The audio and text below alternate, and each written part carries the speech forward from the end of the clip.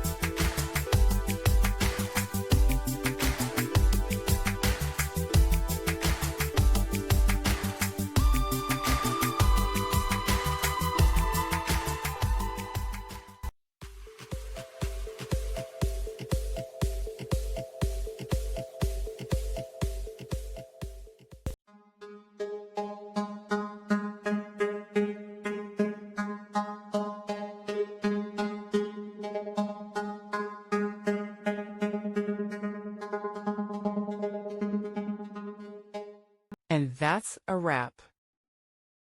I hope you found the answer you were looking for.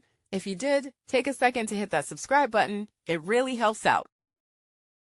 And let me know in the comments which solution worked best for you. See you next time in the debug zone.